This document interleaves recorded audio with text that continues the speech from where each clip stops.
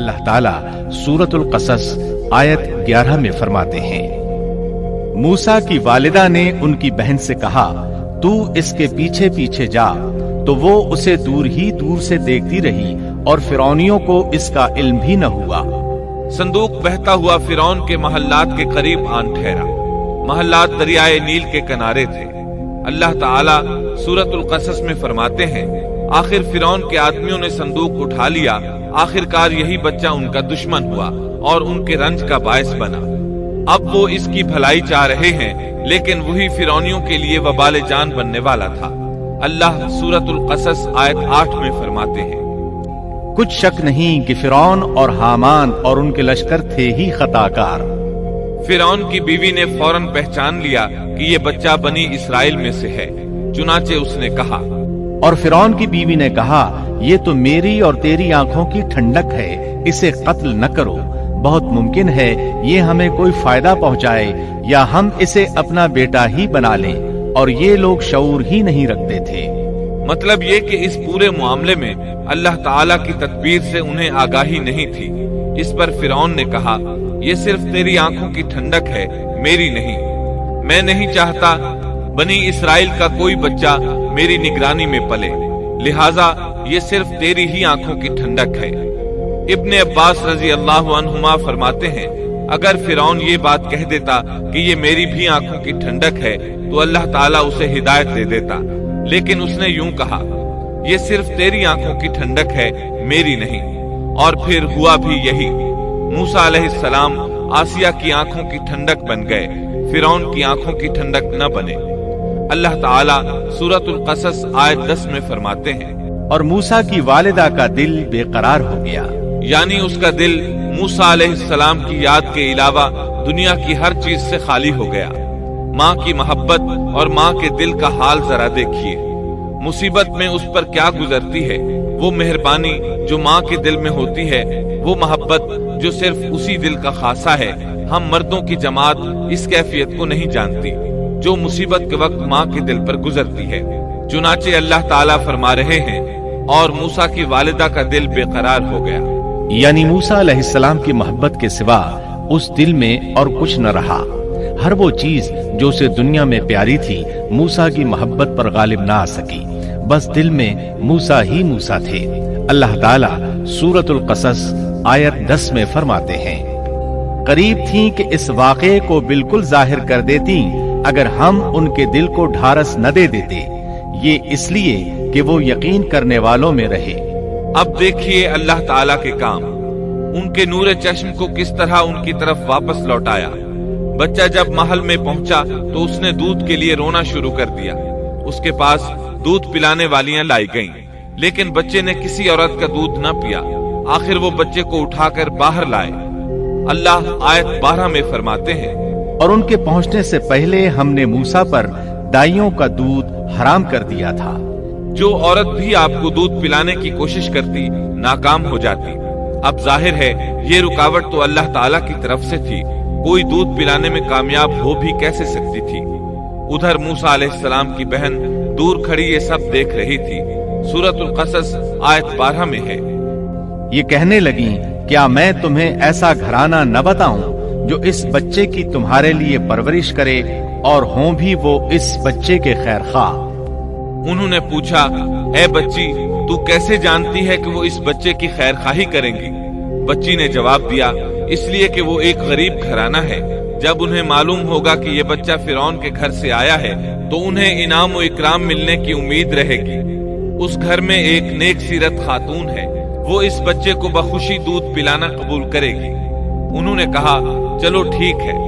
چنانچہ آپ کی بہن انہیں گھر لے آئی۔ والدہ محترمہ نے بچے کو دودھ پلایا تو آپ نے فوراً دودھ پینا شروع کر دیا۔ سیدہ آسیہ نے ان کی طرف پیغام بھیجا کہ وہ محل میں آ جائے، اور جب تک بچہ دودھ پیتا رہے وہ اس کے پاس محل ہی میں رہے۔ لیکن موسیٰ علیہ السلام کی ماں نے انکار کر دیا۔ انہوں نے کہا، میرے اہل و عیال ہیں، میرے خاوند بھی ہیں، لہٰذا ان کے ہوتے ہوئے میں گھر نہیں چھوڑ سکتی۔ اب چونکہ بچے نے کسی اور کا دودھ پینا قبول نہیں کیا تھا، اس لیے وہ خود بچے کو لے کر آتے تھے۔ اس طرح موسیٰ علیہ السلام کی والدہ کا بے حد احترام ہونے لگا۔ फिरौन के हर कारे तोहफे तहाइफ उनके घर लाने लगे। अल्लाह ताला आयत 13 में फरमाते हैं, बस हमने उसे उसकी माँ की तरफ वापस पहुँचाया ताकि उसकी आंखें ठंडी रहें और आजुर्दा खातिर न हो और जान ले कि अल्लाह का वादा सच्चा है, लेकिन अक्सर लोग नहीं जानते। इस तरह मूसा अलैहिस्सलाम शाही महल में पलने बढ़ने लगे, यहाँ तक कि 18 साल के खूबरू नौजवान हो गए। अल्लाह ताला आयत 14 में फरमाते हैं, और जब मूसा अपनी जवानी को पहुंच गए और पूरे तवाना हो गए तो हमने उन्हें इल्म और हिकमत अता फरमाया। नेकी करने वालों को हम इसी तरह बदला दिया करते हैं। वक्त गुजरता रहा। एक रोज आप ऐसे वक्त में रास्ते से गुजर रहे थे जिस वक्त उमूमन लोग घरों से नहीं निकला करते थे। कहा जाता है वो दोपहर का वक्त था। आप शहर में दाखिल हुए। लोग गफलत में थे, बस इक्का दुक्का लोग बाहर थे। आपने 2 आदमियों को लड़ते झगड़ते देखा। उनमें से एक बनी इसराइल का था, दूसरा फिरौन की कौम से था, यानी मिस्री था। आपकी कौम वाले ने अपने दुश्मन के खिलाफ आपसे मदद मांगी। आपकी हमीयत ने जोश मारा। आपने देखा मिस्री उस कमजोर इसराइली को पकड़े हुए था। बस मूसा अलैहिस्सलाम ने आगे बढ़कर मिस्री की ठोड़ी पर मुक्का दे मारा। आपका मकसद तो बस इसराइली की मदद करने का था, लेकिन मूसा अलैहिस्सलाम में बहुत कुव्वत थी, इसलिए एक ही मुक्का लगने से मिस्री का काम तमाम हो गया। सूरतुल कसस आयत 15 में है, बस मूसा ने उसके मुक्का मारा जिससे वो मर गया। मूसा अलैहिस्सलाम को बहुत ताज्जुब हुआ कि ये क्या हो गया। उनका कत्ल करने का तो कोई इरादा नहीं था। मूसा अलैहिस्सलाम ने फौरन कहा, ये तो शैतानी काम है। आप ये कहना चाहते थे मेरा इरादा तो इसे कत्ल करने का नहीं था, ये फेल तो शैतान ने किया है। शैतान ही ने मुझे बेकाबू कर दिया था। मुझे अपनी ताकत पर इख्तियार न रहा। मुझसे इस इंसान के कत्ल वाला बुरा काम सरजद करा दिया। आयत 15 में अल्लाह ताला फरमाते हैं, यकीनन शैतान दुश्मन और खुले तौर पर बहकाने वाला है। इससे मालूम हुआ कि मूसा अलैहिस्सलाम जानते थे शैतान दुश्मन है, वो गुमराह करता है। और ये भी मालूम हुआ कि आप मुवाहिद थे, तौहीद परस्त थे और मुशरिकीन में से न थे। यही तो बातें हैं जो अल्लाह ताला ने बयान फरमाई है।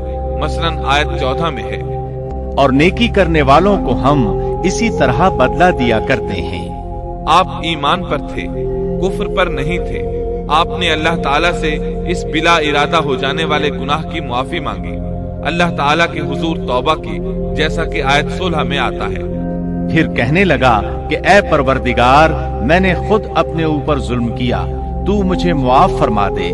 अल्लाह ने उसे बख्श दिया, वो बख्शने वाला और बहुत मेहरबानी करने वाला है। ये गुनाह बिला इरादा हुआ था, खता थी। फिर आपने इन अल्फाज में अल्लाह से वादा किया, कहने लगा, ऐ मेरे रब, जैसे तूने मुझ पर ये करम किया, मैं भी अब हरगिज किसी गुनाहगार का मददगार नहीं बनूंगा। आपका मतलब ये था कि बारी ताला आपने मुझे मुआफी देकर मुझ पर करम किया। गोया आपको समझ आ गई थी कि अल्लाह ताला ने उनकी तौबा कबूल कर ली है, उन पर रहम फरमा दिया है। चुनाचे अब वादा कर रहे हैं कि किसी गुनाहगार की कभी मदद नहीं करेंगे, बल्कि उनके खिलाफ रहेंगे।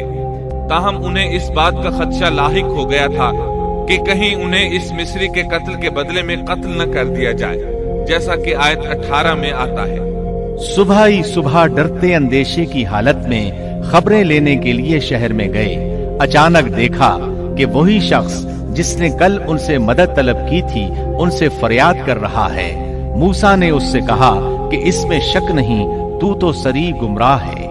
मतलब ये कि जब वो शहर पहुंचे तो उन्होंने कल जैसा ही मंजर देखा। वही इसराइली एक दूसरे मिस्री से लड़ रहा था। इन्हें देखकर उसने फिर इनसे मदद मांगी। तब आपने फरमाया, तू तो झगड़ालू आदमी है। ताहम आप आगे बढ़े ताकि मिस्री के मुकाबले में इसकी मदद करें। तब वो कहने लगा कि मूसा, क्या जिस तरह तूने कल एक शख्स को कत्ल किया है, मुझे भी मार डालना चाहता है? उसकी इस बात से मूसा अलैहिस्सलाम समझ गए कि कल वाली खबर शहर में फैल चुकी है। अब उन्होंने खुद को छुपाना चाहा। उस वक्त आपके पास आले फिरौन में से एक मोमिन आदमी भागता हुआ आया। वो मूसा अलैहिस्सलाम से बहुत मोहब्बत करता था। इसका जिक्र आयत 20 में आया है।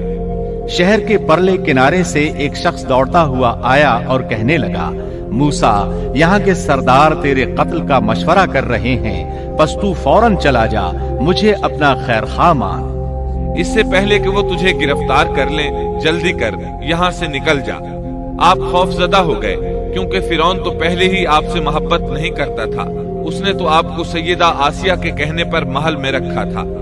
इसके अलावा फिरौन की कौम के दूसरे सरदार भी ये बात अच्छी तरह जानते थे कि आप बनी इसराइल में से हैं। वो आपसे बुग़्ज़ रखते थे। अब तो उनके हाथ मौका आ गया था। इस मौके से फायदा उठाते हुए उन्होंने कत्ल का मशवरा किया था। चुनाचे मूसा अलैहिस्सलाम वहां से खौफजदा होकर निकल खड़े हुए। मिस्री आपकी तलाश में थे। फिरौन ने अपने जासूस आपकी तलाश में भेज दिए थे। उधर मूसा अलैहिस्सलाम अल्लाह ताला से ये दुआ मांग रहे थे, ऐ मेरे परवरदिगार, मुझे जालिमों के गुरोह से बचा ले। अल्लाह ताला ने आपकी दुआ कबूल फरमाई, आपको रास्ता भी दिखाया। आप जंगल की तरफ निकल खड़े हुए। आपके पास खाना था न पानी, न आपके पास सवारी का जानवर था। आपको कुछ मालूम नहीं था कि किधर जा रहे हैं। बस आप जंगल में चलते रहे। आप मिस्र से फिलिस्तीन की तरफ जा रहे थे। रास्ते में आपके जूते भी टूट गए। अब नंगे पांव सफर शुरू हुआ। भूख लगती तो दरख्तों के पत्ते खा लेते। इस तरह आप मदियन पहुंच गए। आप सुन चुके हैं, मदियन अल्लाह के नबी शुएब अलैहिस्सलाम की बस्ती थी। उस वक्त शुएब अलैहिस्सलाम काफी बूढ़े हो चुके थे और ये वाकयात शुएब अलैहिस्सलाम की कौम की तबाही के बाद के हैं। आप मदियन के पानी पर पहुंच गए। बस्ती के बाहर उन लोगों की पानी की जगह थी। वहीं वो लोग अपने जानवरों को पानी पिलाते थे, अपने लिए भी वहीं से पानी लेते थे। मूसा अलैहिस्सलाम ने देखा कि लोग आ जा रहे हैं। किसी के पास बकरी है, किसी के पास ऊंट है। उन्होंने हौज बना रखे हैं। वो कुएं से पानी निकालकर उन हौजों में डालते हैं। माल मवेशी के लिए अलग हौज है और इंसानों के लिए अलग हौज है। आपने वहां दो ऐसी औरतों को देखा जिनके पास बकरियां थीं। वो अपनी बकरियों को पानी से दूर एक तरफ लिए खड़ी थी, उनको पानी की तरफ जाने से रोके हुए थी। आयत 23 में है, मदियन के पानी पर जब आप पहुंचे तो देखा कि लोगों की एक जमात वहां पानी पिला रही है और दो औरतें अलग खड़ी अपने जानवरों को रोकती हुई देखी। मूसा अलैहिस्सलाम को ये देखकर हैरत हुई कि सब लोग तो अपने जानवरों को पानी पिला रहे हैं और ये दोनों पीछे खड़ी हैं। ये क्या मामला है? क़ाल मा ख़त्बुकुमा, पूछा कि तुम्हारा क्या हाल है, यानी तुम अपनी बकरियों को पानी क्यों नहीं पिला रही? आयत 23 में आता है, वो बोली कि जब तक ये चरवाहे वापस न लौट जाएं, हम पानी नहीं पिलाती और हमारे वालिद बहुत बड़ी उम्र के बूढ़े हैं। मतलब ये कि इतनी भीड़ में हम कैसे दाखिल हों? ये सुनकर मूसा अलैहिस्सलाम आगे बढ़े, ताकत से उन लोगों को पीछे हटाया और पानी निकालकर उनकी बकरियों को पिलाया। फिर एक दरख्त के साए तले जा बैठे और यूं दुआ करने लगे, ऐ परवरदिगार, तू जो कुछ भलाई मेरी तरफ उतारे मैं उसका मोहताज हूँ। सैयदना अब्दुल्लाह बिन अब्बास रजी अल्लाह अन्हुमा बयान करते हैं कि सैयदना मूसा अलैहिस्सलाम नंगे पांव मदियन पहुंचे थे। उनके पैरों की जिल्द उतर गई थी। पेट भूख की शिद्दत की वजह से कमर से लग रहा था। दरख्तों के पत्ते खाते रहे थे, इसलिए उनके मुंह से पत्तों की बू आती थी। लिहाजा उस वक्त वो सख्त हाजतमंद थे। भूख शदीद थी, अजियत भी बहुत पहुंची थी, लेकिन वो किसी से भी सवाल करने के लिए तैयार नहीं थे। उन दोनों औरतों में से एक ने उनकी दुआ के अल्फाज सुन लिए। दोनों अपने वालिद शुएब अलैहिस्सलाम के पास आईं। उन्हें मूसा अलैहिस्सलाम के बारे में बताया। ये भी बताया कि वो शख्स मुहताज है, लेकिन बहुत खुददार है, जैसा कि आयत 25 में है। इतने में उन दोनों औरतों में से एक उनकी तरफ शर्मो हया से चलती हुई आई और कहने लगी, मेरे बाप आपको बुला रहे हैं। आपने हमारे जानवरों को जो पानी पिलाया है उसकी उजरत देना चाहते हैं। मूसा अलैहिस्सलाम खुददार होने के बावजूद उस वक्त शदीद हाजतमंद थे। चुनाचे मौके की मुनासिबत से साथ चल पड़े। वो औरत मारे हया के छुप रही थी। ये बात महसूस करके मूसा अलैहिस्सलाम उससे आगे चलने लगे। कोई मोड़ मुड़ना होता तो लड़की उस सम्त में कंकर फेंक देती। मूसा अलैहिस्सलाम उस सम्त में मुड़ जाते। इस तरह वो घर तक पहुंचे। मूसा अलैहिस्सलाम की मुलाकात शुएब अलैहिस्सलाम से हुई। उन्होंने अपने बारे में बताया। जो वाकयात उनके साथ पेश आए थे वो बताए। शुएब अलैहिस्सलाम ने उनसे फरमाया, कहने लगे, अब न डर, तूने जालिम कौम से नजात पा ली। उस वक्त दोनों लड़कियों में से एक ने कहा, उन दोनों में से एक ने कहा कि अब्बा जान, आप इन्हें मजदूरी पर रख लीजिए, क्योंकि जिन्हें आप उजरत पर रखें उनमें से सबसे बेहतर वो है जो मजबूत और ईमानदार हो। फिर शुएब अलैहिस्सलाम ने उनसे अपनी एक बेटी का निकाह करना चाहा, जबकि मूसा अलैहिस्सलाम के पास तो कोई चीज नहीं थी। लिहाजा सवाल ये पैदा हुआ कि हक महर क्या तय किया जाए। उसने कहा, मैं अपनी इन दोनों लड़कियों में से एक को आपके निकाह में देना चाहता हूँ, इस पर कि आप 8 साल तक मेरा काम काज करें।